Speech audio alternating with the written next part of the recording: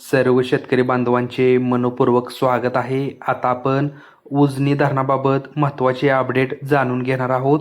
23 जुलै 2026 रोजी सायंकाळी 6 वाजताची अपडेट जाणून घेऊया. एकूण पाणीसाठा 94.17 TMC, उपयुक्त पाणीसाठा 30.51 TMC, उपयुक्त साठ्याची टक्केवारी 56.94%.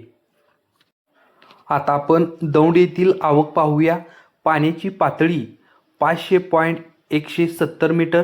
नदी पात्रातून धरणात येणारा विसर्ग 32,950 क्युसेक्स सुरू आहे. दौंडवरून उजनी धरणात 32,950 क्युसेक वेगाने पाणी जमा होत आहे.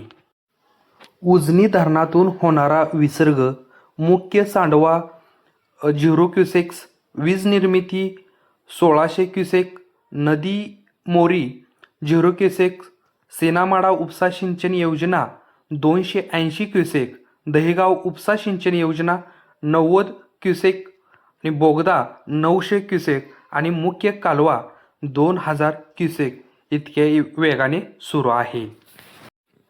आज 3 वाजताच्या उजनी धरण अपडेटमध्ये दौंडकडून येणारा विसर्ग 30,452 होता. आता त्याच्यामध्ये वाढ होऊन एकूण 32,950 इतका झालेला आहे. म्हणजे दुपारपेक्षा 2,000ने विसर्ग वाढलेला आहे.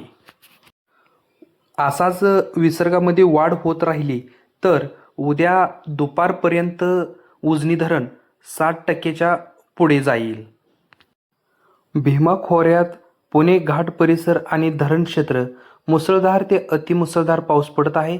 हवामान विभागाने या परिसरासाठी रेड किंवा ऑरेंज अलर्ट जारी केला होता.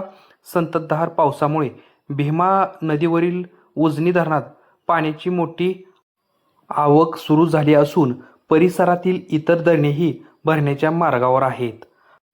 हवामान विभागाने पुण्याच्या घाटमाथ्यासाठी अतिवृष्टीचा इशारा दिला होता, तर भीमा खोऱ्याच्या उर्वरित मैदानी भागात मध्यम स्वरूपाच्या पावसाची शक्यता वर्तवली होती.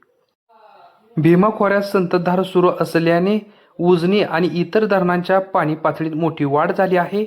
नदीकाठच्या आणि सखल भागातील नागरिकांना सतर्कतेचा इशारा देण्यात आला आहे.